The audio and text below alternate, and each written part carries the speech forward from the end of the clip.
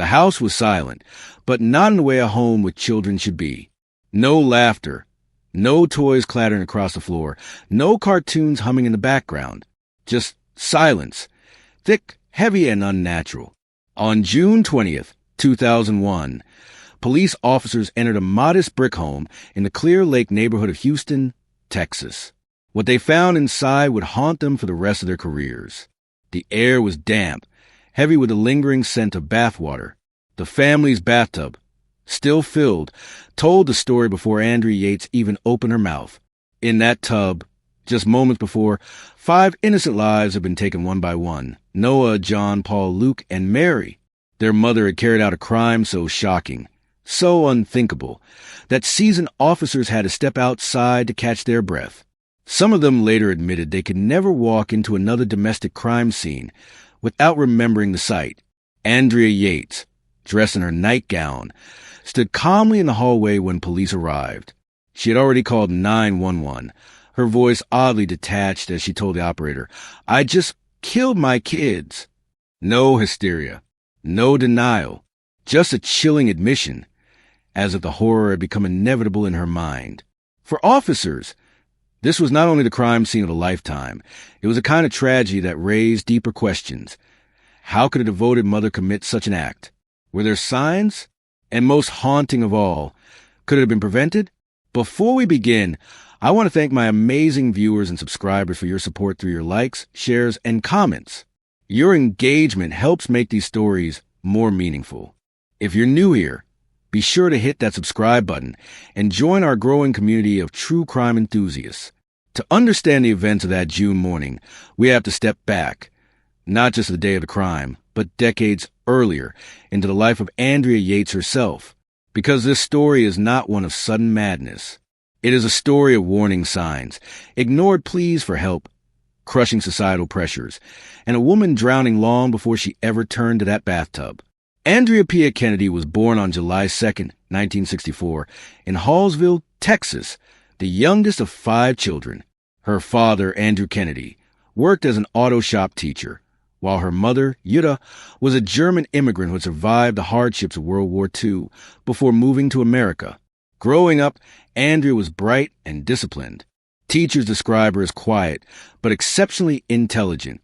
She excelled academically, earning membership in the National Honor Society, and stood out as her high school's valedictorian in 1982. Her classmates remember her as the shy one, never the loudest in the room, but always the most reliable. Andrea was also athletic.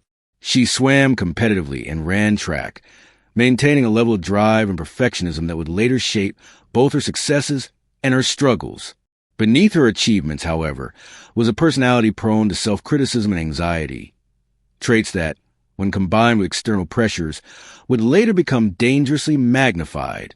After high school, Andrea pursued nursing, earning her degree from the University of Texas School of Nursing. By the mid-1980s, she was working as a registered nurse at the University of Texas MD Anderson Cancer Center in Houston, one of the most respected medical institutions in the country. Colleagues saw her as capable, compassionate, and quietly resilient. Patients remembered her gentle touch and calm presence. For Andrea, nursing wasn't just a career. It was a way to live out her natural instinct to care for others. And in those early years, no one could predict how tragically that instinct would one day be twisted by illness and circumstance.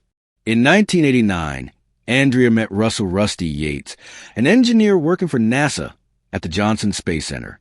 Rusty was charming, ambitious, and deeply religious. The two connected quickly, finding common ground in their Christian values and shared vision for a family-centered life. Friends described their relationship as intense. Andrea was drawn to Rusty's confidence, while Rusty admired Andrea's intelligence and calm demeanor. Within 4 years, they were married, exchanging vows on April 17, 1993. From the start, their vision of marriage revolved around children. Rusty dreamed of a large family, and Andrea, raised with strong Catholic values, agreed. She left her nursing career to become a full-time mother, a choice that aligned with both her faith and her husband's expectations. Andrea and Rusty's first child, Noah, was born in 1994. The arrival of their son brought Andrea immense joy, but also her first brush with the immense pressures of motherhood. Friends noticed her perfectionist streak growing stronger. Andrea wanted to be the ideal mother, always patient, always nurturing, always selfless. 2 years later came John, followed by Paul in 1997, Luke in 1999, and finally, Mary in 2000. 5 children in 6 years. By the time Mary was born, Andrea was only 36, yet her body and mind had endured the kind of relentless strain that few could imagine. The Yates family lived a modest life. They owned a small home, but in 1999, Rusty, following the advice of a religious preacher named Michael Warnicki, moved the family into a cramped camper van. Warnicki had warned against materialism, and the Yateses took his message literally. For Andrea, the shift was devastating. She had 5 children under the age of 7 in a space barely large enough for a single-family bedroom. Privacy was non-existent. Sleep was fragmented. Isolation was overwhelming. Before diving further into the unraveling, it's crucial to pause and remember who the real victims of this story were. 5 innocent children whose lives ended far too soon. Noah Jacob Yates was the eldest, born in February 1994. At 7 years old, he was described as gentle, curious, and protective of his younger siblings. Neighbors remembered him riding his bike around the block, often stopping to wave at anyone passing by. He loved exploring and had a budding interest in space. Just like his father, who worked for NASA, John Samuel Yates, born in 1995, was 5 years old at the time of his death.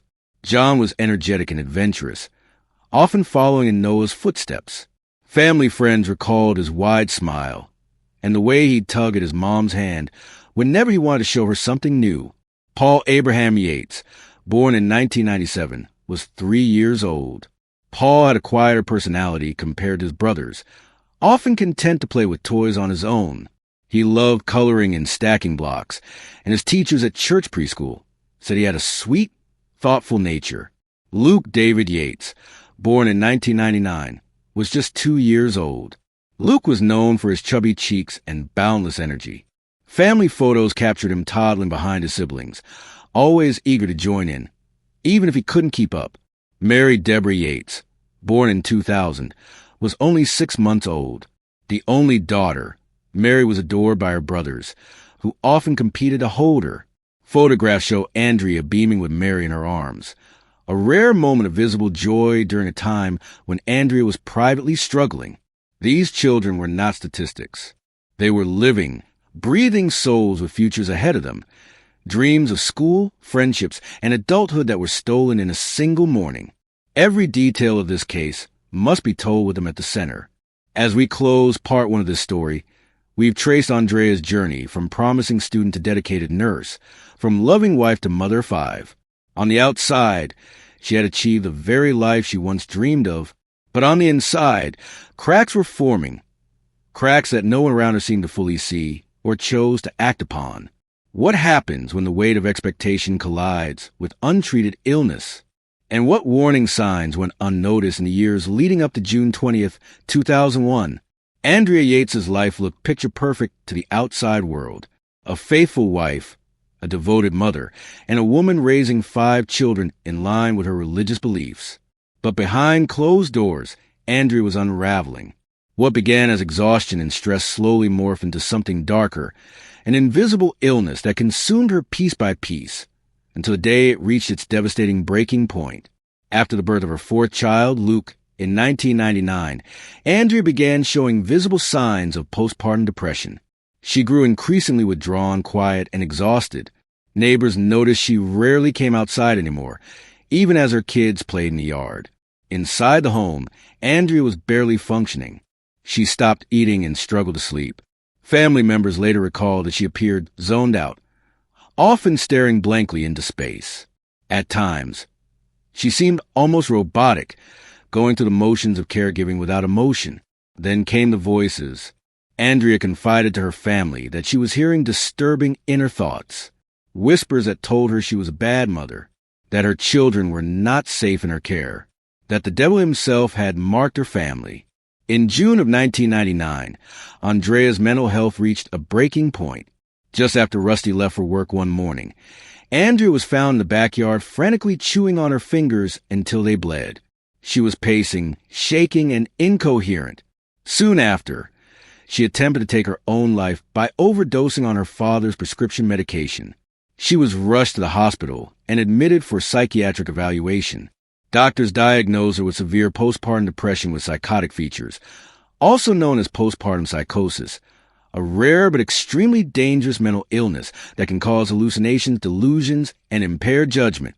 Andrea was prescribed antipsychotic medications and antidepressants. For a time, she improved. But as so often happens, treatment wasn't consistent. She was discharged too soon, without adequate follow-up or long-term planning. Over the next 2 years, Andrea's condition fluctuated. Sometimes, she appeared stable, smiling in family photos, playing with the children, managing the household. But beneath the surface, her delusions were tightening their grip. She began to believe that television programs were sending her hidden messages. She thought her children were becoming corrupted by sin and that Satan himself was influencing their behavior. She spoke of being an unworthy mother, a failure in God's eyes. At one point, Andrea confessed to Rusty that she had thoughts of harming the children. Doctors warned Rusty and Andrea, "Do not leave her alone with the kids." It was a clear, direct instruction. And yet, time and again, that warning went unheeded. During this time, Andrea and Rusty were also heavily influenced by a traveling preacher named Michael Warnicki. He was known for his fire and brimstone sermons, emphasizing sin, repentance, and eternal damnation. Andrea, already vulnerable, absorbed his words literally. Warnicki preached that mothers bore the spiritual responsibility for their children's souls, and that a failure in parenting meant eternal punishment. To Andrea, this was not metaphor. It was truth. Combined with her psychosis, these teachings deepened her guilt and paranoia. She became obsessed with the idea that her children would be damned if she didn't protect them, and twisted within her delusions, protection began to take on a terrifying new meaning. In March 2000, shortly after the birth of her youngest child, Mary, Andrea suffered another major breakdown. She attempted suicide by overdosing, then tried to slit her throat. She was hospitalized again and placed under psychiatric care. This time, doctors emphasized the seriousness of her condition. She was diagnosed with schizoaffective disorder and warned against having more children. They prescribed strong medications, including Haldol, which temporarily stabilized her. But as with before, stability was fragile. Rusty, eager for Andrea to recover naturally, often encouraged her to minimize or stop taking her medication.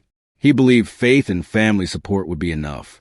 And with each lapse in treatment, Andrea slipped further into psychosis. There were countless red flags. Andrea's doctors repeatedly warned Rusty she must not be left alone with the children. Yet Rusty continued to work long hours, often leaving Andrea as the sole caregiver to all 5 kids. Friends noticed the toll. Andrea was gaunt, pale, and exhausted. Her once bright eyes looked hollow. She rarely spoke above a whisper. Neighbors recalled seeing the children trying to comfort their mother as she sat motionless in the yard. Still, Rusty brushed it off. He believed Andrea just needed to snap out of it and lean more on her faith. It was a catastrophic underestimation of the seriousness of her illness. By early June of 2001, Andrea had stopped taking her medication entirely. Her father, Andrew Kennedy, who had been one of her few sources of stability, had just passed away. The grief shattered her fragile balance. She began declining rapidly, pacing the house at night, muttering prayers under her breath, staring blankly at walls for hours. She filled journals with writings about sin and damnation, convinced she had failed as a mother and that her children were doomed to eternal hellfire. On June 20th, 2001, just 3 weeks after her last release from psychiatric care, Andrea Yates woke up with a plan, and within hours, the unthinkable would happen. June 20th, 2001, dawned like any ordinary summer day in Clear Lake City, Texas. The Yates family home sat quietly in its suburban neighborhood, surrounded by neatly cut lawns and rows of modest houses. Birds chirped, sprinklers hissed, and children rode bikes in the distance. Inside, however, Andrea Yates was anything but calm. She had spent the night pacing, consumed by racing thoughts. Her 5 children, Noah, John, Paul, Luke, and baby Mary, slept peacefully in their rooms, unaware of the storm brewing inside their mother's mind. That morning, Andrea made breakfast. She dressed the children. From the outside, it looked like the routine of any mother of 5. But Andrea wasn't herself. She was cold, detached, methodical. She had made a decision, one that she believed was both necessary and merciful. At around 8:30 a.m., Rusty Yates kissed Andrea goodbye before leaving for his job at NASA. He had no idea that within an hour, his family would be destroyed. Rusty had been warned not to leave Andrea alone with the children, but he rationalized that his mother, Dora, was scheduled to arrive in just an hour to help. Andrea only had to manage alone for a short time. What harm could happen in an hour? At approximately 9 a.m., Andrea began running the bathwater. She led her youngest children into the bathroom first. 3-year-old Paul was the first. Andrea held him down in the water until he stopped struggling. Then came 2-year-old Luke, followed by 6-month-old baby Mary. Each was drowned in the bathtub, one after the other. Andrea gently placed their bodies on the bed, covering them with a sheet, almost as if tucking them in for sleep. Then she brought in 5-year-old John. He, too, was drowned and placed alongside his siblings. That left 7-year-old Noah, the eldest. Andrea called him into the bathroom, but Noah sensed something was wrong. He saw Mary floating in the tub and tried to run. Andrea caught him and dragged him back. Noah cried out for his father, kicking and fighting, but Andrea forced him under the water. When it was over, she laid Noah's body beside the others. Her 5 children, once the center of her world, were now lifeless, arranged as if in eternal rest. At 9:48 a.m., Andrea picked up the phone and dialed 911. Her voice was eerily calm. "This is Andrea Yates. I need the police. I just drowned my children." The dispatcher struggled to comprehend the words. It sounded impossible, unimaginable, but Andrea was clear. She had killed them all. Moments later, she called her husband, Rusty, telling him he needed to come home immediately. When police officers entered the Yates home, they were not prepared for what they found. The house was eerily quiet.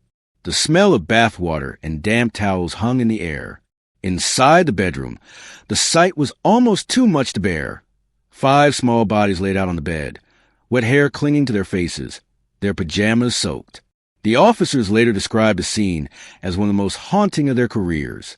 Hardened detectives, men who had worked homicide for decades, said it was unlike anything they had ever witnessed. Andrea, meanwhile, stood nearby, calm and expressionless. She offered no resistance as she was arrested. At the police station, Andrea admitted everything. She explained in chilling detail how she drowned each child. But what struck investigators most was her reasoning. She believed she had to kill them to save them. In her mind, the devil was after her children, and if they grew up, they would be corrupted by sin. By ending their lives now, she thought she was protecting them from eternal damnation. Andrea's words sent shivers down the spines of everyone in the room.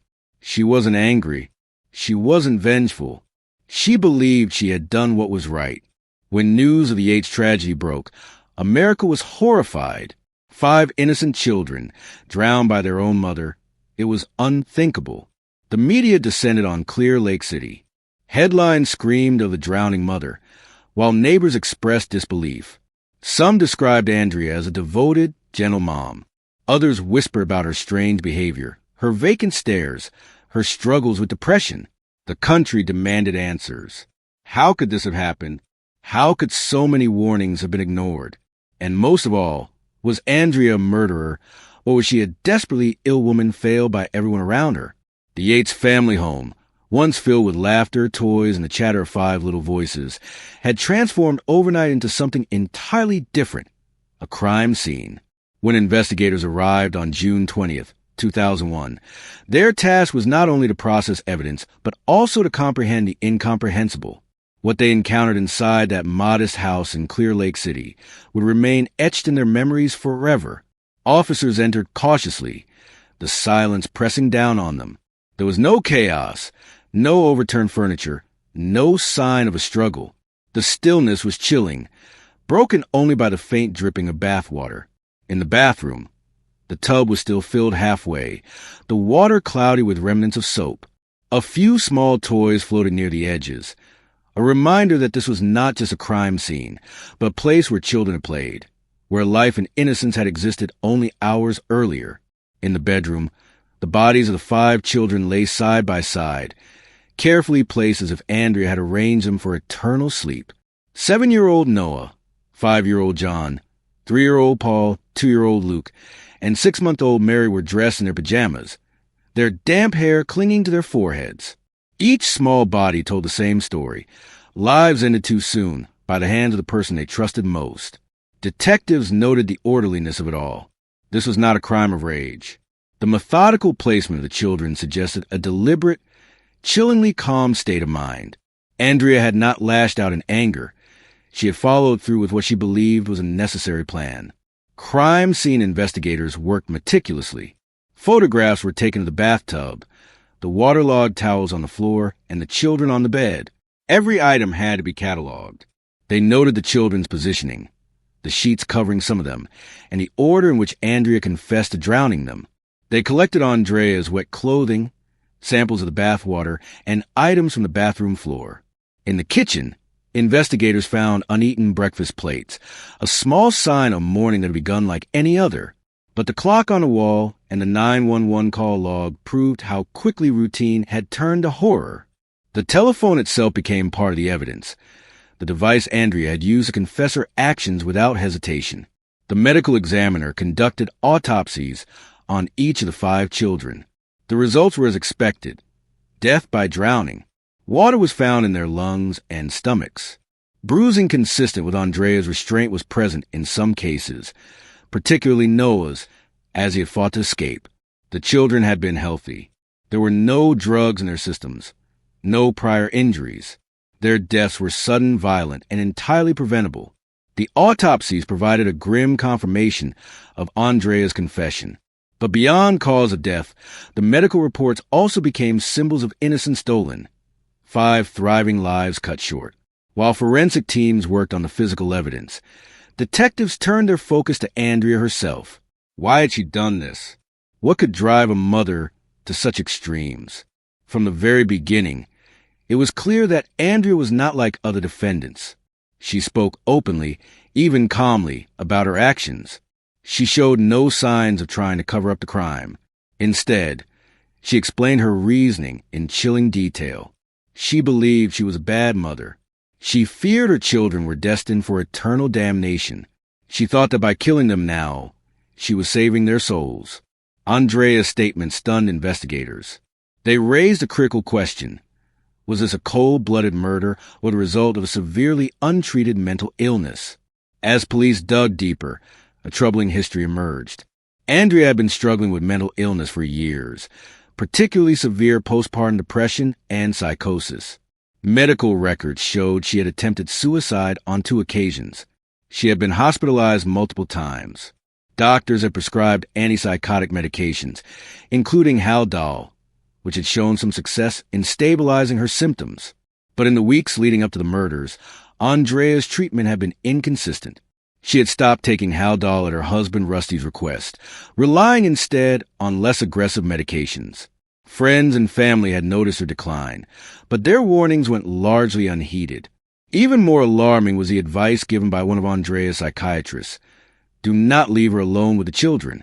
This warning had been documented, repeated, and clear, yet on the morning of June 20th, she was alone for just an hour, and that was all it took. Police interviewed Rusty extensively. He was devastated, unable to comprehend how his wife had done this. Rusty admitted Andrea had been unwell, but insisted he never thought she would harm the children. Rusty described Andrea as the most devoted mother he had ever known, someone who loved her children deeply. He explained that their faith, their marriage, and their desire for a large family had been central to their lives. But he also acknowledged that Andrea's mental health had worsened after each pregnancy. He told police about her struggles, her breakdowns, her catatonia, her fixation on religious guilt. But still, he had believed she was getting better. For investigators, Rusty's testimony painted a complex picture. He was both grieving husband and surviving parent, but also someone who had left Andrea alone against medical advice. Was he partly responsible? The public would debate that question for years. Neighbors were interviewed, and many described Andrea as quiet, withdrawn, but visibly loving toward her children. Some said they had noticed a decline in recent months. Her blank stares, her difficulty carrying on conversations, her exhaustion. Family members echoed the same concerns. Andrea's mother had worried constantly. Andrea's brother later testified that he feared something tragic might happen if she was left unsupervised. Piece by piece, investigators gathered evidence not just of crime itself, but of a long chain of ignored warning signs. Andrea's own words remained the most powerful evidence. She confessed repeatedly, not just once. She told police, "I thought I was being a bad mother. I thought it was best to end their lives before they grew up and were corrupted. I thought I was saving them." Her words were devoid of anger, full of conviction. Detectives wrote in their reports that Andrea believed she had no other choice. Her demeanor left investigators torn. She was not the typical murderer they were used to seeing. Instead, she came across as a woman utterly consumed by delusions. As news spread of the details, the methodical drownings, the ages of the children, Andrea's calm confession, the public was horrified. Vigils were held for the Yates children, with neighbors placing flowers, teddy bears, and candles outside the family home. But soon, the conversation shifted. Was Andrea Yates a monster? Or was she a victim of severe postpartum psychosis, abandoned by the very systems meant to protect her? Television debates raged. Religious leaders, medical professionals, and legal experts weighed in. Some demanded the death penalty. Others argued she belonged in a hospital, not a prison. For prosecutors, the evidence was straightforward. Andrea had intentionally killed her 5 children. Her confession, the autopsies, the crime scene, all aligned. But the defense was preparing a very different strategy. They would argue that Andrea was legally insane at the time of the killings, incapable of understanding right from wrong. This would set the stage for one of the most controversial trials in modern American legal history. A case that would test not only the boundaries of justice, but also the public's understanding of mental illness. In the months after June 20th, 2001, the Yates home remained a symbol of unspeakable tragedy. But as the shock began to fade, the focus shifted from Clear Lake City to the courtroom in Houston, Texas. The question was no longer what happened. That part was clear. The question was why, and what justice looked like in the face of such a crime. The courthouse buzzed with media crews, reporters from across the nation, and everyday citizens who wanted to witness the proceedings. It wasn't just another trial. It was a cultural flashpoint. Inside, Andrea Yates sat quietly, dressed modestly, her hair neatly pulled back. She didn't look like the face of a murderer. She looked like the mother next door, which only made the case more unsettling. The state's case was simple but devastating. Andrea Yates had intentionally drowned her 5 children, one by one. They leaned heavily on her calm 911 call and her matter-of-fact confession to police. Prosecutors argued that Andrea knew exactly what she was doing. They pointed out that she waited until Rusty left for work before filling the tub. They highlighted that she arranged the bodies neatly afterward, suggesting premeditation. This was not the act of someone out of control. The prosecution declared this was a calculated series of murders. Their goal was to secure a conviction for capital murder, a charge that could carry the death penalty. The defense, led by attorney George Parnham, presented a very different picture. They did not deny that Andrea drowned her children, but they insisted she was legally insane at the time. Parnham described Andrea's long history of mental illness, her hospitalizations, suicide attempts, and severe postpartum psychosis. Doctors had repeatedly warned she should not be left alone with her children. She was not a monster, Parnham told the jury. She was a sick woman. Her mind was broken. She believed she was saving her children, not killing them. The defense's argument hinged on Texas's strict definition of legal insanity, that Andrea must have been unable to know that what she was doing was wrong. The trial became a battle of psychiatric experts. Dr. Park Dietz, a renowned forensic psychiatrist called by the prosecution, testified that Andrea knew her actions were wrong because she immediately called 911 and her husband afterward. He suggested she was mentally ill, but not insane under the law. The defense called doctors who described Andrea's postpartum psychosis in detail, explaining how delusions had completely distorted her perception of reality. One doctor explained, she believed Satan was after her children. She thought by drowning them, she was protecting them from eternal damnation. In her mind, she was acting out of love. The testimony was heartbreaking. Andrea's quiet demeanor in court, her occasional tears, and her distant gaze reinforced the image of a woman consumed by illness. Outside the courtroom, the public was divided. Some saw Andrea as a cold-blooded killer who deserved the death penalty. Others believed she was a tragic figure abandoned by the medical system. Talk shows debated it daily. Religious groups prayed for the Yates family. Mothers across America whispered about postpartum depression, many admitting fears they had never dared to voice. The case had forced the nation into an uncomfortable but necessary conversation.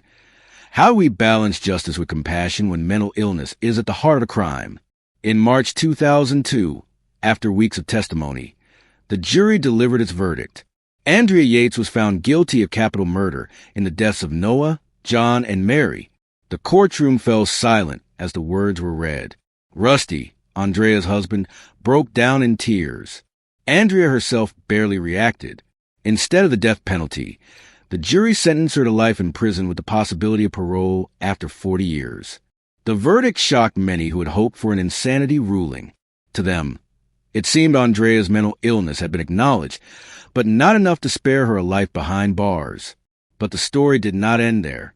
In 2005, Andrea's conviction was overturned on appeal after it was revealed that Dr. Park Dietz, the prosecution's star witness, had provided false testimony.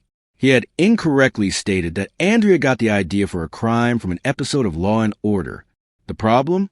No such episode existed. This revelation was enough to grant Andrea a new trial. In 2006, she faced court again.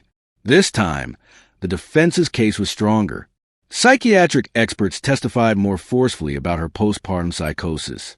The jury was given a clearer picture of just how distorted her thinking had become. This time, Andrea was found not guilty by reason of insanity. She was committed to Kerrville State Hospital, a high-security psychiatric facility in Texas, where she has remained ever since. At Kerrville, Andrea has lived a quiet, heavily supervised life. Reports suggest she spends her time sewing, painting, and participating in therapy. She rarely has contact with the outside world, but she occasionally corresponds with friends and family. She has expressed remorse and sadness, though in her fractured mind, she continues to believe that she was saving her children from something far worse. Rusty Yates and the family aftermath. Rusty Yates faced unimaginable grief. He had lost all 5 of his children, and, in many ways, his wife as well. In interviews, Rusty expressed forgiveness for Andrea, believing her actions were driven by mental illness and not malice. He also became an advocate for awareness around postpartum depression and psychosis. Rusty eventually remarried and started a new family, but he has never distanced himself from speaking publicly about Andrea's case, hoping others can learn from the tragedy. The Yates case left a permanent mark on American society.